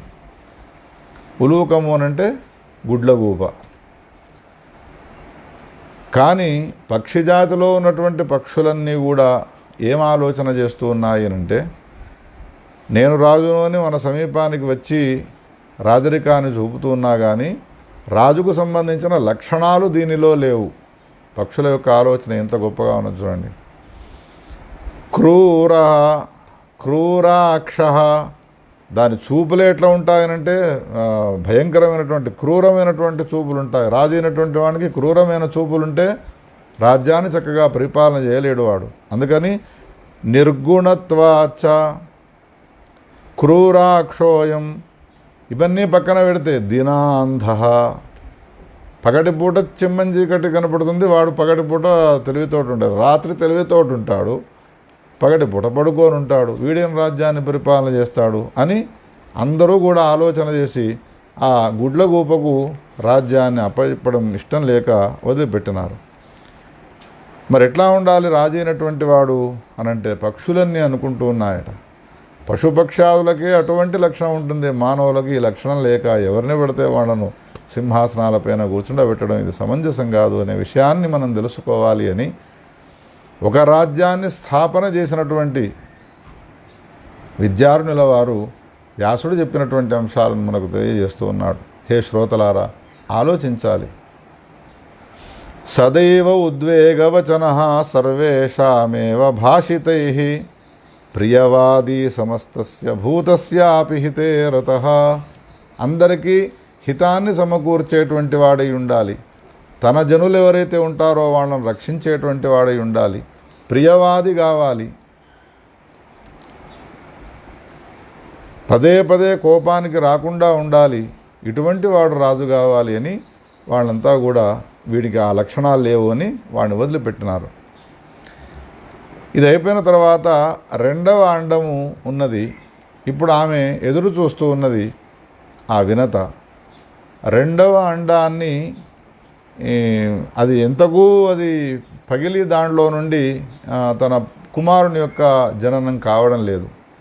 చూస్తూ ఉన్నది 1 నెల 2 నెలలు గడిచినా కానీ ఓపిక నశించిపోయి దేనికైనా కాలం కోసం ప్రతీక్షించాలి అని మనం ఇప్పటిదాకా అనుకున్నాం కదా. కానీ కాలం కోసం ప్రతీక్ష చేయకుండా ఆ ఏ అండం ఉన్నదో ఆ అండాన్ని పగలగొట్టినది. అందులో నుండి ఒక అద్భుతమైనటువంటి బాలకుడు బయటికి వచ్చినాడు. శరీరం అంతా ఉన్నది, కానీ తొడల నుండి శరీరం ఇంకా పూర్తి పాదాల వరకు నిర్మాణం కాలేదు. ఇంకొక 5-6 రోజులు ఆగి ఉన్నట్టయితే శరీరం అంతా సవ్యంగా ఉండి బయటికి వచ్చేవాడు. అప్పుడు లోపల నుండి వచ్చినటువంటి ఏ పిల్లవాడున్నాడో వాడు చాలా బాధపడ్డాడు. ఎందుకు ఇంత తొందరపడ్డావమ్మా? కాలం కోసం ఎదురు చూస్తే ఇంకొక 4-5 రోజులు నీవు ఆగి ఉన్నట్టయితే నీ కోరిక ప్రకారంగా సకలావయవాలతో కూడుకున్నటువంటి సుందరాకారుడనే నేను పుట్టేవాడిని కన్నా నీ తొందరపాటు వలన నాకు కాళ్ళు లేకుండా నేను జన్మిస్తూ ఉన్నాను. తొడల వరకు శరీరం యొక్క ఉత్పత్తి జరిగినది, కింది భాగం అనేటువంటిది లేదు. నేను ఎట్లా నడవాలి లోకంలో? నేను ఎట్లా సంచారం చేయాలి? వికలాంగత్వమీదృశం సముపస్థితం ఏనైవ వికలాంగత్వం ప్రాపితోహం త్వయాధున. నీ తొందరపాటు వలన నేను వికలాంగుడనై పుట్టినాను, నా జీవితం అంతా కూడా కష్టంగా ఉన్నది, అటువంటి నిన్ను నేను శపిస్తూ ఉన్నాను అని ఒక శాపాన్ని పెట్టినాడు తల్లికి. కొడుకు తల్లికి శాపాన్ని పెడుతున్నాడు. తల్లి కొడుకులకు శాపం పెట్టిన కథలు కూడా పురాణాల్లో బాగా ఉన్నాయి. ఏమంటూ ఉన్నాడు అంటే, సపత్న్యాహ ఏవ దాసీత్వం భవితా తేన కర్మణ. కాలాన్ని ప్రతీక్షించకుండా తొందరపాటు వలన ఈ అండాన్ని పగలగొట్టడం వలన శరీరం సంపూర్తిగా నిర్మాణం కానటువంటి నేను జన్మించినాను కాబట్టి నీవు సవతి సమీపంలో, కద్రువ సమీపంలో దాస్యాన్ని చేస్తూ నీ జీవితాన్నంతా గడుపుదుగాక అని శాపం పెట్టినాడు. చాలా బాధపడ్డది, పశ్చాత్తాపాన్ని పొందినది. నిజమే, కొంతకాలం నేను ఓపిక బట్టి ఉన్నట్టయితే పూర్తి అవయవాలతో వీడు ఆవిర్భవించేవాడు అని భావించి ఇప్పుడు వాణ్ణి ఏమని కోరుతున్నది అంటే, నీ శాపం ఇది తప్పనిసరి నాకు దాస్యాన్ని ఇచ్చేది అవుతుంది. ఎవరికో దాస్యం చేయడం కాకుండా సవతి సమీపానికి వెళ్ళి నేను దాస్యాన్ని చేయడం అంటే ఇది సాధ్యమయ్యే పని కాదు. నాకున్నటువంటి ఈ దాస్యం తొలగిపోవాలంటే ఏం చేయాలిరా, దానికి ఏదైనా ఉపాయం ఉన్నదా చెప్పు అనంటే, కారుణ్యంతో తల్లి యందు ప్రేమతో గౌరవంతో ఏమంటూ ఉన్నాడు అంటే, ఇంకొక అండము కూడా ఉన్నది, తొందరపాటున ఇప్పుడు ఈ అండాన్ని పగలగొట్టినట్టుగా నువ్వు దాన్ని పగలగొట్టకుండా ఉన్నట్టయితే అందులో నుండి సహజంగా అది పగిలిపోయి ఒక పురుషుడు ఆవిర్భవిస్తాడు, మహాతేజ సంవలితుడైనటువంటి వాడై ఉంటాడు. అతడు నీ దాస్యాన్ని విముక్తిని కలిగిస్తాడు. నీవు మాత్రం తొందరపాటుతో దాన్ని పగలగొట్ట ప్రయత్నం మాత్రం చేయకు. తృతీయమండం రక్ష త్వం యావత్ సమయమేకధీహి. పుత్రుని యొక్క ఈ వాక్యాన్ని విన్నటువంటి ఆ తల్లి ఆ మూడవ పిండం సహజంగా పగిలిపోయి అందులోంచి వచ్చే పురుషుని కోసం ఎదురు చూస్తూ ఉన్నది. అందులో నుండి వచ్చినటువంటి వాడే వైనతేయుడు అయినటువంటి గరుత్మంతుడు ఆవిర్భవించినాడు. పక్షి జాతిలో అందరికీ కూడా రాజుగా వ్యవహరించినాడు. తల్లికి కలిగినటువంటి దాస్యం ఉన్నదో ఆ దాస్యాన్ని విముక్తిని చేసినటువంటి వాడైనాడు.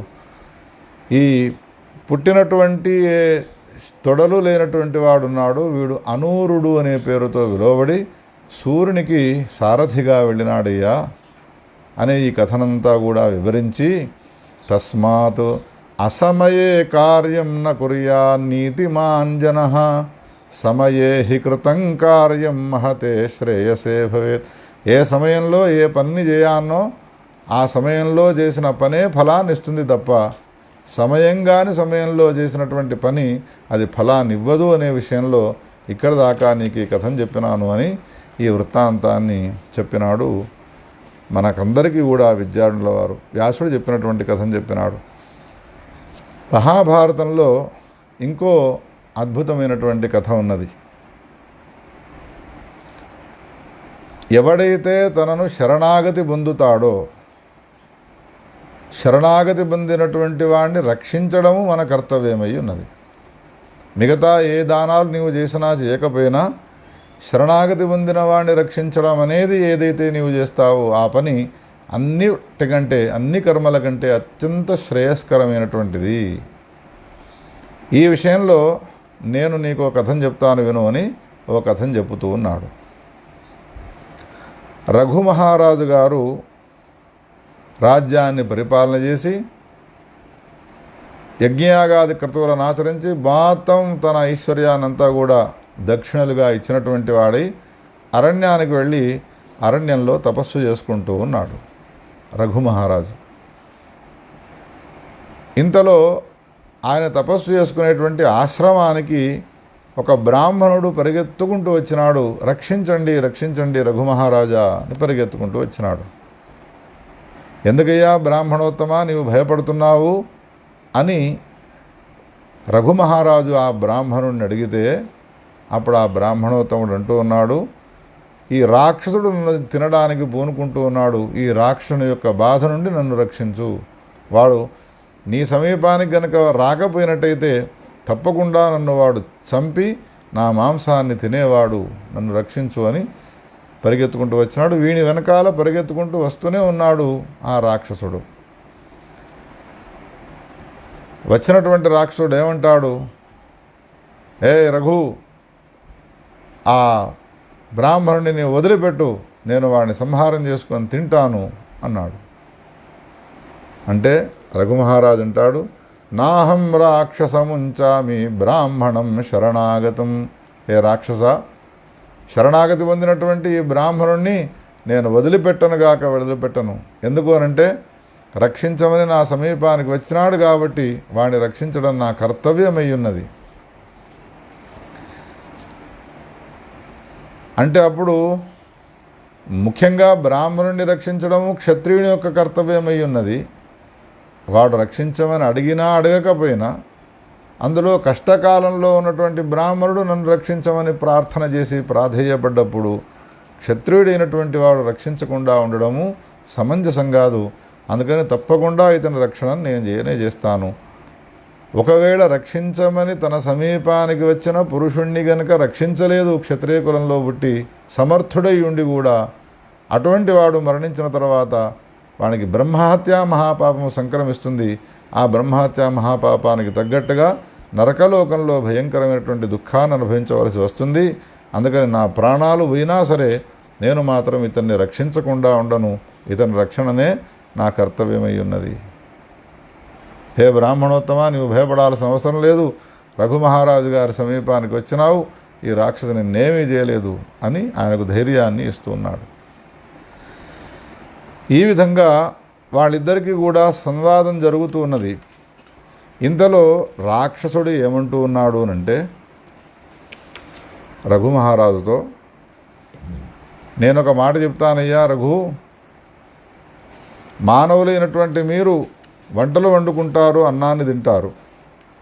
రాక్షసులమైనటువంటి మేము వంటలు వండుకొని అన్నం తినము. మాకు ఏ మానవుడు కనిపిస్తే, ఏ పశుపక్ష్యాదులు కనిపిస్తే అవే మాకు ఆహారం. అది బ్రహ్మదేవుడు మాకు చేసినటువంటి వ్యవస్థ అది. ఈనాడు నా కంటబడ్డాడు ఈ బ్రాహ్మణుడు, ఇతను నాకు ఆహారంగా ఏర్పాటు చేసినాడు పరమాత్మ. అటువంటి ఆహారభూతుడైనటువంటి ఈ బ్రాహ్మణుణ్ణి నీవు నాకు కాకుండా చేస్తూ ఉన్నావు. ఏమిటి నీవు చేసేటువంటి ధర్మము?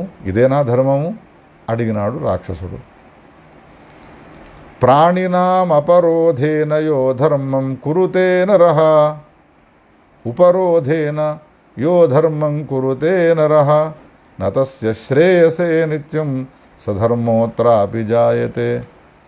శరణాగతి పొందిన వాడిని రక్షిస్తాను, ఇది నా ధర్మము అని నీవు అంటున్నావు. ఇప్పుడు బ్రహ్మదేవుడు మాకు ఏర్పాటు చేసిన ఆహారం ఇది, నరమాంసాన్ని తినమని, నరుల యొక్క రక్తాన్ని దాగమని వాడు చేసినటువంటి వ్యవస్థ. అందుకని నేను నా ధర్మాన్ని పాటించబోతూ ఉంటే ఇప్పుడు నీవేం చేస్తున్నావు? ఆకలితో ఉండి అన్నాన్ని తినబోయేటువంటి నా నోటి ముందు బుక్కను ఎగరగొట్టినావు. నీవు తినవలసినటువంటి భక్ష్యాన్ని నాకు కాకుండా చేసినావు. ఇది ధర్మం అవుతుందా? ఒక్కసారి ఆలోచించు. శరణాగత శరణాగతుడు అయినటువంటి వాడిని రక్షించాలి, ఇది నా ధర్మము అన్నావు, బాగానే ఉన్నది. ధర్మాధర్మ విచారం చేసినప్పుడు ఇప్పుడు నా విషయంలో నీవు ధర్మం చేసిన వాడవేనావా, అధర్మం చేసిన వాడవేనావా అని ప్రశ్న వేసినాడు. అప్పుడు రఘుమహారాజు ఏమన్నాడు అంటే, నీకు మాంసం తినడము ప్రధానం, అందుకని నన్ను శరణాగతి పొందినటువంటి ఈ బ్రాహ్మణుని యొక్క మాంసాన్ని వదిలిపెట్టి అరణ్యంలో సంచారం చేసి ఏనుగ మాంసాన్ని లేదా పులి మాంసాన్ని కావాలి అంటే సింహానికి సంబంధించిన మాంసాన్ని, కుందేలుకు సంబంధించినటువంటి మాంసాన్ని ఏదంటే అది తీసుకువచ్చి ఇస్తాను, ఆ మాంసాన్ని భక్షించు, కానీ ఈ బ్రాహ్మణుని యొక్క శరీరాన్ని మాత్రం నీవు ముట్టడానికి వీల్లేదు అంటూ ఉన్నాడు. బ్రాహ్మణుడు కష్టకాలంలో ఉండి రక్షించమని ప్రార్థన చేసిన తర్వాత శక్తి ఉండి ఇప్పుడే చెప్పినాడు, కర్తుస్తస్య చ తత్పాపం తుల్యమాహురు మనీషిణః. రక్షించమని ప్రాధేయపడ్డప్పటికీ రక్షించలేదనుకో, రాక్షసుడైన నీవు బ్రాహ్మణుడిని చంపితే ఎంత పాపం వస్తుందో, ఉపేక్ష చేసి నేను వదిలిపెడితే నాకు కూడా అంత పాపం వస్తుంది. అందుకని నేను ఇతనికి బదులు వేరే ఇతరమైనటువంటి ఏ పశుపక్ష్యాదులకు సంబంధించిన మాంసాన్ని సమృద్ధిగా బండెడు తీసుకువచ్చి ఇవ్వమంటే ఇస్తాను, కానీ ఈ బ్రాహ్మణ్ణి మాత్రం నేను వదిలిపెట్టను అన్నాడు. ఇప్పుడు ఇంకొక వాదాన్ని వినిపించినాడు రాక్షసుడు. ఏమంటూ ఉన్నాడు అనంటే, అసలు ఎన్ని రకాల మాంసాలు నీవు తెచ్చి ఇచ్చినా కానీ నేను ఈ బ్రాహ్మణి యొక్క మాంసాన్ని తిన్న తృప్తిని నేను పొందలేను. అందుకని నాకు అత్యంత తృప్తిని కలిగించేది ఈ బ్రాహ్మణి యొక్క శరీరంలోని మాంసము. పశుపక్షాదుల యొక్క మాంసము నేను ఇష్టపడను, అది రోజు తినేటువంటిదే. ఈనాడు నాకు ఈయన ఆహారంగా వచ్చినాడు. రాజంస్తవ దయా నాస్తి దయాసారాహి సాధవ. హే రాజా, కమ్మని భోజనాన్ని నేను చేయాలి అని కోరుకుంటూ ఉంటే అది నా నోటిదాకా వచ్చిన తర్వాత ఆహారాన్ని నాకు నీవు దూరం చేసినావు అని అన్న తర్వాత ఈ సందర్భంలో నేను ఒక మాటను చెప్పదలుచుకున్నాను. రాజు అయినటువంటి నిన్ను ఉద్దేశించి, రఘుమహారాజు గురించి. లోకంలో సత్పురుషులు ఎటువంటి వాళ్ళై ఉంటారు అంటే దయాసార హృదయులై ఉంటారు. వాళ్ళ హృదయం అంతా దయతో నిండిపోయి ఉంటుంది అని విన్నాను. కానీ ఇంత దయారహితుడవై నీవు ప్రవర్తిస్తూ ఉన్నావయ్యా నా విషయంలో. ఇప్పుడు నేను ఒక మాటను చెప్పదలుచుకున్నాను. ఏమిటి అనంటే, తింటే ఇతని మాంసాన్నే తింటాను. ఒకవేళ ఇతని మాంసాన్ని నీవు ఇవ్వలేదనుకో, ఏ పశుపక్షాదుల యొక్క మాంసాన్ని తినకుండా నిరాహారంతో ఉండి చస్తాను. నేను చావడం వలన వచ్చేటువంటి పాపం నీకు సంక్రమిస్తుంది అన్నాడు. అన్యథాహం మరిష్యామి నిరాహారతయా నృప తవైవ దోషో అతితరామృతే చ మయి జాయతే అని ఈ విధంగా ఈ మాటను చెప్పగానే ఇప్పుడు రఘుమహారాజు గారు పెద్ద సమస్యలో పడిపోయినాడు. ఆయన బ్రాహ్మణుడు శరణాగతి పొందినటువంటి వాడిని రక్షించాలి, రక్షించకపోతే అది పాపం. ఇప్పుడు ఆకలితో ఉన్నటువంటి వాడికి ఈ మాంసాన్ని ఇవ్వాలి. ఒకవేళ ఇవ్వలేదు, వాడు నిరసన చేసి అంటే ఆహారాన్ని స్వీకరించకుండా మరణిస్తాను అని వాడు అంటున్నాడు, బెదిరిస్తున్నాడు. ఇప్పుడు వాడు బెదిరిస్తున్నాడు కదా అని వీడిని ఇవ్వడమా? వీడిని ఇవ్వడం ఇచ్చినాను, ఇచ్చిన తర్వాత వాడి ఆహారం తీరిపోయింది అని బ్రహ్మహత్య మహాపాపాన్ని పొందడమా? ఇటువంటి సంకట స్థితిలో ఉన్నటువంటి ఆ రఘుమహారాజు చిన్నతనం నుండి ఒక అలవాటు చేసుకొని ఉన్నాడు ఆయన. ఏమిటి ఆ అలవాటు అని అంటే, ఎప్పుడు తనకు సంకటాలు వచ్చినా కానీ మానవ ప్రయత్నాన్ని చేయాలి. ఆ సంకటాలను తొలగించుకునేందుకోసమే మానవీయ ప్రయత్నాన్నంతా కూడా చేయాలి. ఒకవేళ మానవ ప్రయత్నాన్ని చేసినప్పటికీ అది తీరలేదు, ఆ సంకటం తొలగిపోలేదు, అప్పుడు భగవంతుడైనటువంటి పరమాత్మను సంకీర్తించాలి, కీర్తన చేయాలి గట్టిగా. నీవే తప్ప ఇంకా ఈ సంకటం నుండి బయటపడవేసేవాడు ఇంకొకటి లేడు అని. అందుకని ఇప్పుడు ఈ తీవ్రమైనటువంటి సంకట దశలో ఉన్నటువంటి రఘుమహారాజు శ్రీకృష్ణ గోవింద హరే మురారే హే నాథ నారాయణ వాసుదేవ స్మర్తవ్యో భగవాన్ హరి మహత్యామాపది సత స్మర్తవ్యో భగవాన్ హరి.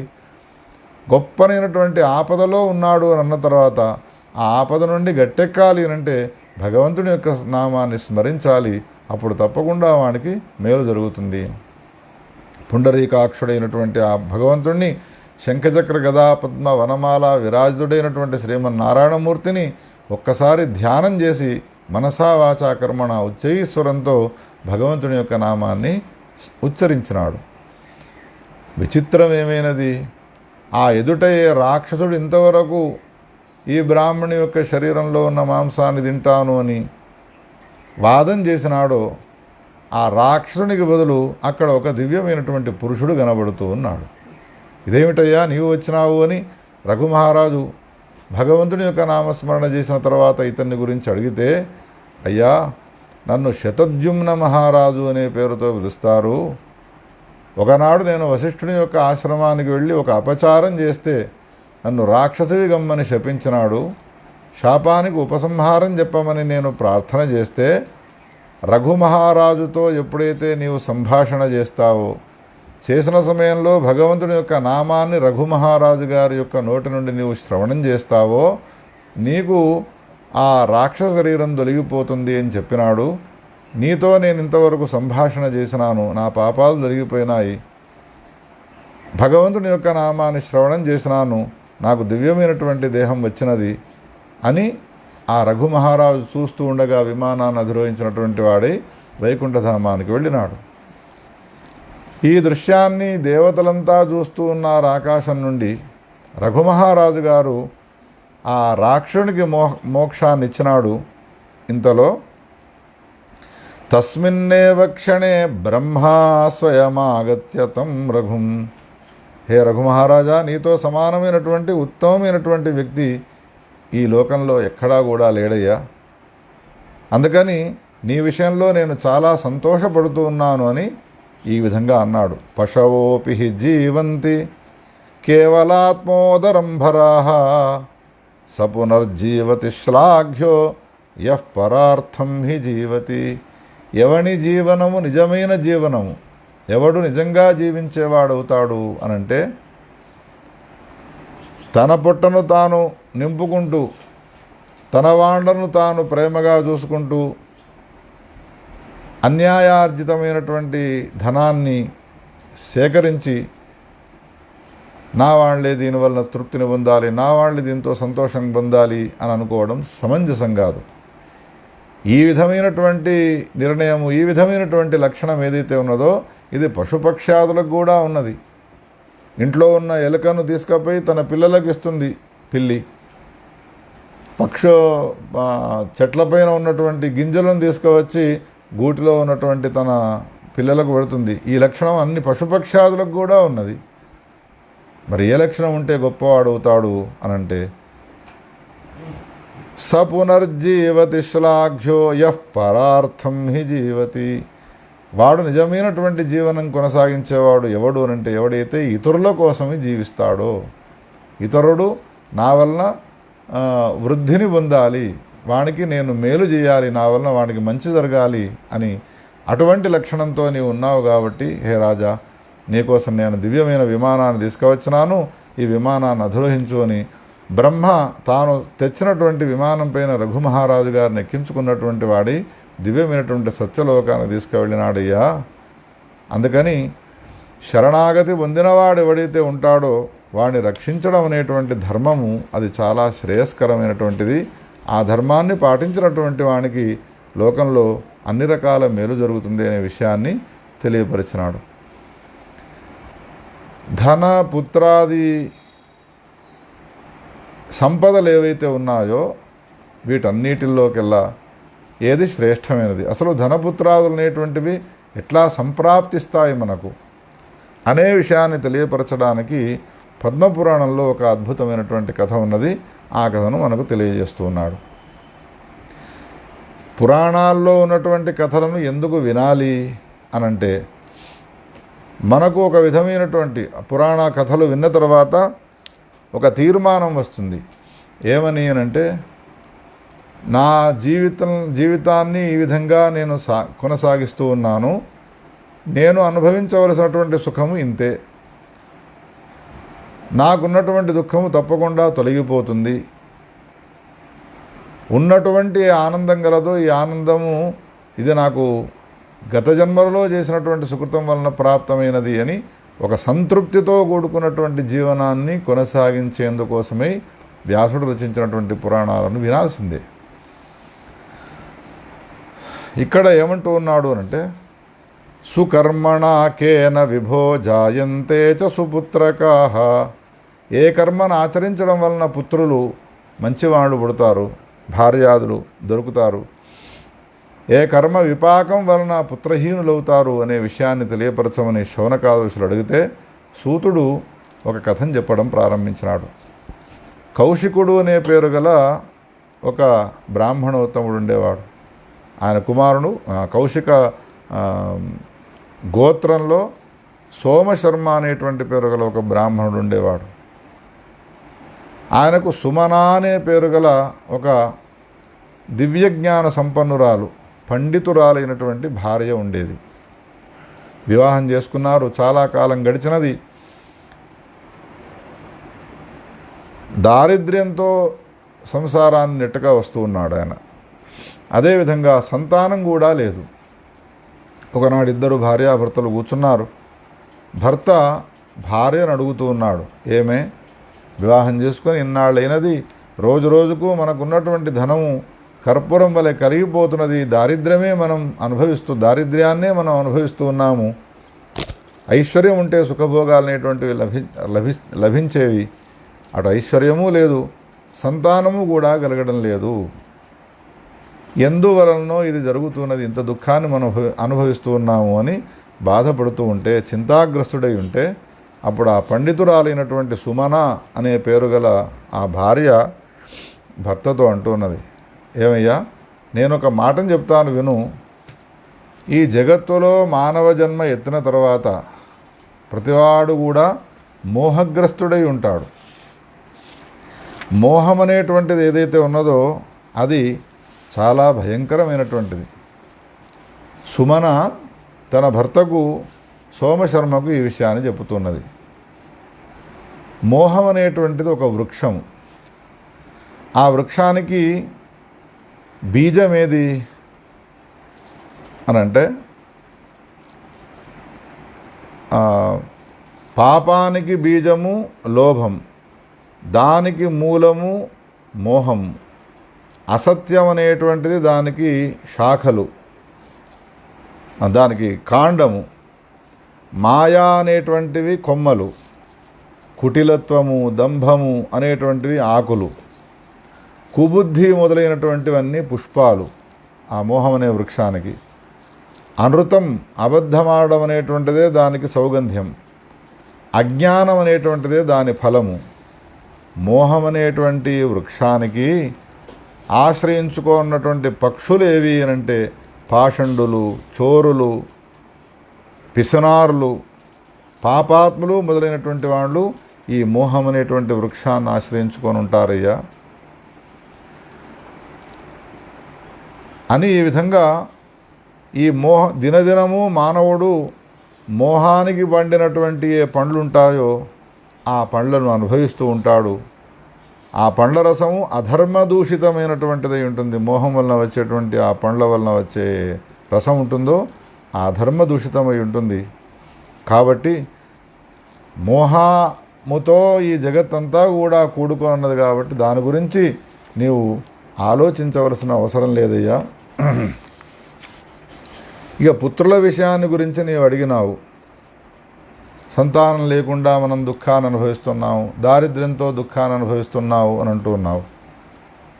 పుత్రులు అనేటువంటి వాళ్ళు మొత్తము 4 రకాల వాళ్ళు ఉంటారు. ఒకడు న్యాస విహర్త అని, న్యాసాపహర్త. రెండోవాడు రుణ సంబంధి. మూడోవాడు వైరానుబంధుడు. 4వ వాడు పూర్వ సమాశ్రయుడు అని 4 రకాల వాళ్ళు ఉంటారు పుత్రులు. ఈ 4 రకాలైనటువంటి ఈ పుత్రులు కూడా మనకు ఎట్లా ఏ నిమిత్తాలతో వీళ్ళు మనకు జన్మిస్తారు అనే విషయాన్ని చక్కగా విశ్లేషణ చేసినది. కేవలం ఒక పుత్రులొక్కళ్ళే కాదు, పితా మాతా తథా భ్రాత భృత్యాః స్వజన బాంధవాః. తల్లి తండ్రి అన్నదమ్ములు భృత్యులు స్వజన బాంధవులు ఎవరైతే ఉన్నారో వీళ్ళంతా కూడా ఇప్పుడు చెప్పినటువంటి 4 రకాలైనటువంటి లక్షణాలతో కూడుకున్నటువంటి వాళ్ళే అయి ఉంటారు. అందులో మొదటి పుత్రుడు ఎవడు అనంటే న్యాసాపహర్త, న్యాసాపహారకుడు అని అంటారు. న్యాసము అనే పదానికి అర్థం ఏమిటి అనంటే దాచిపెట్టినటువంటి సొమ్మును ఎత్తకపోయేటువంటి వాడు మొదటి కుమారుడు న్యాసాపహర్త. వాడు పుట్టిన తర్వాత ఎట్లా ఉంటాడు అనంటే గుణవంతుడు, రూపవంతుడు, సర్వలక్షణ లక్షితుడు, భక్తిని చూపెడుతూ ఉంటాడు తల్లిదండ్రుల విషయంలో. నిన్నటి కంటే ఇవాళ కంటే రేపు భక్తితో కూడుకొని ఉంటాడు, మంచిగా మాట్లాడతాడు, స్నేహాన్ని దర్శింపజేస్తూ ఉంటాడు. ఇదంతా జరుగుతుంది. ఇదంతా అయిన తర్వాత చివరికి ఏం చేస్తాడు, తండ్రి దగ్గర ఉన్నటువంటి, తల్లిదండ్రుల దగ్గర ఉన్నటువంటి ఏ ధనం ఉన్నదో ఆ ధనాన్ని స్వీకరించి వెళ్ళిపోతాడు. వాడిని మొదటి న్యాసాపహర్త అనే పేరుతో పిలుస్తారు. ఇక రెండవ వాడు ఉన్నాడు. రెండవ వాడు ఎటువంటి వాడు అంటే రుణ సంబంధి అని అంటారు పుత్రుణ్ణి. ఈ రుణ సంబంధి ఎట్లా ఉంటాడు అనంటే, పుట్టినప్పటి నుండి మొదలుకొని తల్లిదండ్రులను ఇబ్బంది పెట్టేవాడే అవుతాడు. ఎప్పుడు చూసినా కానీ వాళ్ళని ఈసడించుకుంటాడు, వాళ్ళ యందు భక్తి లేనటువంటి వాడై ఉంటాడు, జూతకర్మరతుడై ఉంటాడు. ధనాన్ని ఎక్కడ దాచినారో చెప్పమని తల్లిదండ్రులను వేధించి ధనాన్నంతా తీసుకుపోయి తన సుఖాలను అనుభవించేందుకోసమే వినియోగిస్తాడు. తల్లిదండ్రులను వంచిస్తూ ఉంటాడు. ఏ గృహక్షేత్రాలు ఉన్నాయో వాటన్నిటిని కూడా అమ్మి వేస్తూ ఉంటాడు. ఒకవేళ తల్లిదండ్రులు మరణించినారు అనంటే మరణించినటువంటి తల్లిదండ్రులను ఉద్దేశించి వాడు శ్రాద్ధాది క్రియాకలాపాలను కూడా ఆచరించడు. వీడు రుణాలతో, అంటే గత జన్మలో ఎవరికైనా మనం రుణాలు చేసి ఉండి మరణించినాము, రుణాలు తీర్చలేదు అనంటే వాడు ఈ విధంగా జన్మించి మనను హింసిస్తూ ఉంటాడు. ఎవడైనా మనం ఎవరికైనా రుణం ఇవ్వవలసి ఉన్నట్టయితే ఆ రుణాన్ని తీసుకునేవాడు ఎవడైతే ఉంటాడో వాడు మన ఇంటి దగ్గరికి వచ్చి బలవంతాన మన ఐశ్వర్యాన్నంతా తీసుకొని ఇంటి నుండి అవతలికి గెంటేస్తాడో, పుత్రుడు కూడా అటువంటి వాడే. గత జన్మలో మనం వానికి రుణగ్రస్తులమై ఉండడం వలన ఈ జన్మలో వాడు మనకు పుత్రుడై పుట్టి ఈ విధమైనటువంటి దుఃఖాన్ని కలిగిస్తాడు వాడు. ఇక మూడవ వాడు రిపుపుత్రుడు, శత్రువుడు. గత జన్మలో ఎవరితోనో మనం శత్రుత్వాన్ని పెట్టుకున్నాము, వాడు మనకు పుత్రునిగా పుడతాడు. పుట్టినప్పటి నుంచి బాల్యే వయసి సంప్రాప్య రిపుత్వే వర్తతే. చిన్నప్పటి నుంచి శత్రుత్వమే. తండ్రిని చూస్తే కొడుకు కుదరదు, కొడుకుని చూస్తే తండ్రికి పడదు. ఇద్దరు ఎడముఖం పెడముఖంగా ఉంటారు. ఎప్పుడు సమయం వచ్చినా కానీ తండ్రిని కొడుతూ ఉంటాడు. ఒకవేళ తండ్రిదండ్రులు మరణించినారు అనంటే వాళ్ళకు శ్రాద్ధాది క్రియాకలాపాలను చేయడు. వాడు రిపుపుత్రుడు అనే పేరుతో పిలుస్తారు. ఈ విధంగా ఇంకొకడు ఉన్నాడు, చివరివాడు.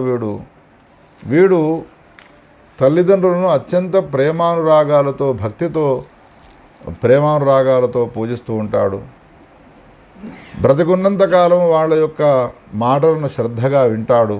ఏ పనులు చెప్తే ఆ పనులను చేస్తూ ఉంటాడు. మరణించిన తర్వాత వాళ్ళని ఉద్దేశించి సరైనటువంటి రీతిలో శ్రాద్ధాది క్రియాకలాపాలను శ్రద్ధగా చేస్తూ ఉంటాడు. ఎప్పుడు తల్లిదండ్రులు జ్ఞాపకం వచ్చినా కానీ కళ్ళ వెంబడి అశ్రుధారలు గారుస్తాడు అని వీడిని నాలుగవ పుత్రునిగా చెప్పినారు. పూర్వ సమాశ్రయుడు అనే పేరుతో పిలుస్తారు. ఇంకొకడున్నాడు ఉదాసీనుడు అని. ఉదాసీనుడు ఎట్లా ఉంటాడు అంటే తల్లిదండ్రులు ఉన్నారనే గౌరవము ఉండదు, వాళ్ళు చనిపోయినారనే ఆ అగౌరవము ఉండదు, వాళ్ళను పూజించాలి, నమస్కారం చేయాలి, నమస్కారాలు చేయడు, వాళ్ళను నిందించడు. ఈ విధంగా కేవలం ఒక పుత్రులే కాదు, మనకు ఒక బంధువు ఒకడు ఏర్పడ్డాడు శత్రుతాభావంతో అంటే గత జన్మలోని శత్రువే ఈ విధంగా వచ్చినట్టుగా మనం భావించాలి. మనకు కూడా ప్రేమానురాగాలతో కూడుకున్నాడు అంటే మనకు ఈ గత జన్మలో చేసిన ఒక మిత్రుడు ఒక మంచి పనిని మనం వాడికి చేసి ఉన్నాము, వాడే మనకు పుత్రునిగా ఆవిర్భవించి మనకు ఈ సహాయాన్ని చేస్తూ ఉన్నాడు అని భావించానయ్యా. అందుకని గత జన్మలో మనము ఎవరికి అన్యాయాన్ని చేయలేదు, గత జన్మలో అట్లా అని మనం ఎవరికి న్యాయాన్ని సమకూర్చలేదు. ఏదీ లేకపోవడం వల్ల మనకు సంసారంలో ఇప్పుడు మనకు సంతానం అనేటువంటిది లేకుండా ఉన్నది. దాని గురించి ఎందుకయ్యా నీవు చింతిస్తావు అని భార్య సుమన సోమశర్మతో ఈ మాటలన్నిటి కూడా అన్నది. ఇప్పుడు ఈయన ఏం కోరుకుంటున్నాడు? లేదు వంశమిచ్చంతి సాధవ, వంశం ఉద్ధరింపబడాలి అని కోరుకుంటారు కదా, సద్వంశం కావాలి అని, వంశం విచ్ఛిత్తి కావద్దు అని అనుకుంటారు. అది వివాహం యొక్క ముఖ్య ఉద్దేశమే అది కదా. అందుకని ఒక పుత్రుడు కావాలనేటువంటి కోరిక నాకు మిక్కుటంగా ఉన్నది, దానికేమైనా సలహా ఇస్తావా అని పండితురాలైనటువంటి సుమనని అడిగితే అప్పుడు పుత్రుని యొక్క లక్షణాన్ని గురించి విపులంగా వర్ణించి, విష్ణుధ్యానరతో నిత్యం పుత్రుణ్ణి ఒకవేళ మనం పొందాలి అని అనుకుంటే సత్పుత్రుణ్ణి పొందాలి. అసత్పుత్రులైనటువంటి వాళ్ళు 100 మంది ఉన్న సత్పుత్రుడు ఒక్కనితో సాటి రారు వాళ్ళు. ఆ సత్పుత్రుడు ఎటువంటి లక్షణాలతో కూడుకొని ఉండాలి అనంటే విష్ణుధ్యానరతుడై ఉండాలి, శాంతుడై ఉండాలి, శుచి అయినటువంటి వాడై ఉండాలి, తల్లిదండ్రుల యందు భక్తి శ్రద్ధలు కలిగినటువంటి వాడై ఉండాలి, బుద్ధిమంతుడై ఉండాలి, జ్ఞాన సంపత్త కలిగినటువంటి వాడై ఉండాలి, వాగ్వేత్త అయి మంచి చక్కని మాటలు మాట్లాడేవాడై ఉండాలి, సర్వశాస్త్రాలను చెప్పేవాడై ఉండాలి, వేదాధ్యయన తత్పరుడై ఉండాలి, సర్వ వేదాంతవేత్త అయి ఉండాలి, దేవబ్రాహ్మణ పూజకుడై ఉండాలి, యాజకుడై ఉండాలి, సర్వభూతములందు దయగలవాడై ఉండాలి, త్యాగి అయి ఉండాలి, మంచిగా మాట్లాడేవాడై ఉండాలి. ఇటువంటి లక్షణాలు కలిగినటువంటి పుత్రుడే గనుక ఉంటే కులాన్ని తరింపజేస్తాడయ్యా, పితరులు కూడా అందరూ ఉద్ధరింపబడతారయ్యా అని ఈ విధంగా చెప్పి, సంతానం అంటే నీకు ఇష్టం ఉన్నది కాబట్టి ఇది తపస్సు వలన అసాధ్యమైన పనేం కాదు, తపస్సు వలన ఇది మనం సాధించగలుగుతాము అని ఆ దంపతులు ఇద్దరూ కూడా రేవా తీరానికి వెళ్ళి ఆ కపిలా సంగమ స్థలంలో స్నానం చేసి పితరులను తర్పణం చేసి, పితరులను ఉద్దేశించి తర్పణాలు చేసి అనేక సంవత్సరాలు శ్రీమన్నారాయణమూర్తిని గురించి తపస్సు చేసినారు. నారాయణుడు ప్రత్యక్షమైనాడు. మీకేం వరం కావన్నో కోరుకోండి అని అంటే అప్పుడు సోమశర్మ అంటున్నాడు, హే విష్ణు, జన్మ జన్మాంతరాలలో కూడా నాకు నీ చరణార విందాలయందు భక్తిని అనుగ్రహించవయ్యా. చివరికి నాకు కావలసిన కోరికల్లా ఒకటే, మోక్ష పదవి నాకు అనుగ్రహించు, అంతకంటే నేను కోరుకునేది ఇంకొకటి లేదు. ఇప్పుడు మేము తపస్సు చేసి యాచించేది దేన్ని అనంటే విష్ణుభక్తియుతుడైనటువంటి కులాన్ని తరింపజేసేటువంటి ఉత్తముడైనటువంటి ఒక కుమారుణ్ణి మాకు అనుగ్రహించు, సర్వజ్ఞుడైనటువంటి వాడిని అనగానే విష్ణుమూర్తి చాలా సంతోషపడి, నా అనుగ్రహం వల్ల నీకు వంశోద్ధారకుడైనటువంటి ఉత్తమ కుమారుడు ఉద్భవిస్తాడు అనే వరాన్నిచ్చి ఆయన అంతర్ధానమైపోయినాడు. కాలాంతరంలో ఆ సోమశర్మకు ఉత్తమ కుమారుడు జన్మించినాడు.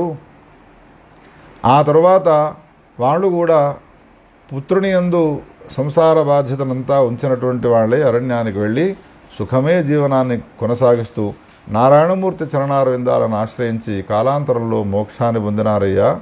అందుకని సర్వేషామేవ జాయంతే రుణ సంబంధినో ద్విజాః.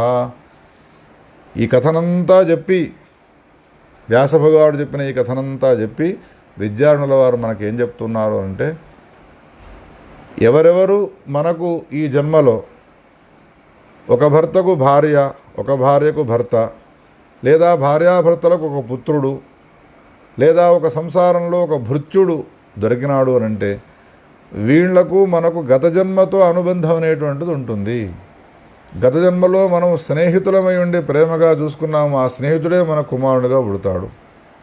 గత జన్మలో ఎక్కువగా కయ్యాలు పెట్టుకొని కొట్లాటలు పెట్టుకొని జీవనాన్నంతా వృధా చేసుకున్నాము, అటువంటి వాళ్ళే కయ్యాలు పెట్టే భార్య దొరుకుతుంది, కయ్యాలు పెట్టే మొగుడు దొరుకుతాడు, దుఃఖాన్ని కలిగింపజేసేటువంటి వ్యక్తులు మనకు భృత్యులై ఉంటారు అనేటువంటి విషయాన్ని తెలియజేస్తూ సర్వేషామేవ అందుకనే రుణానుబంధ రూపేణ పశుపత్ని సుతాలయా.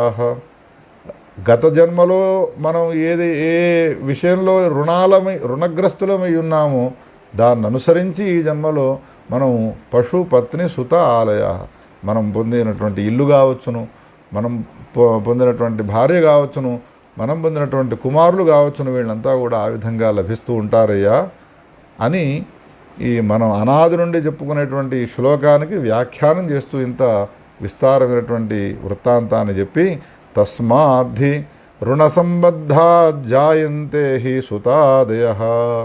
రుణాన్ని అనుసరించి మనకు పుత్రాదులంతా కూడా ఉద్భవిస్తూ ఉంటారు, భార్యాదులు లభిస్తూ ఉంటారు. అందుకని వచ్చిన జన్మలో ఎవ్వరికి రుణాన్ని మనం ఉండకూడదు, రుణాన్ని తొలగించుకోవాలి. ధర్మమయమైనటువంటి జీవనాన్ని కొనసాగించినట్టయితే వానికి ఏ విధమైనటువంటి రుణాలు ఉండవు అనేటువంటి ఈ కథను చెప్పి, ఎవరైతే ఈ కథను వింటారో వినిపిస్తారో తప్పకుండా వాళ్ళు విష్ణుధామాన్ని పొందుతారు అని ఈ కథ ఫలశ్రుతిని కూడా తెలియజేస్తున్నారు. ఇటువంటి అమృత గుళికలు ఇంకా అనేకంగా చెప్పినాడు. అర్థస్కంధానికి సంబంధించినటువంటి ఈ కథలను ఇంకా రేపటి ప్రవచనంలో మనం విందాము. గోపాలకృష్ణ భగవానికి జై. స్వస్తి ప్రజాభ్యః పరిపాలయంతాం న్యాయేన మార్గేణ మహీం మహిషాః. గోబ్రాహ్మణేభ్యः శుభమస్తు నిత్యం. లోకాः సమస్తాः సుఖినో భవంతు. తత్సద్బ్రహ్మార్పణమస్తు.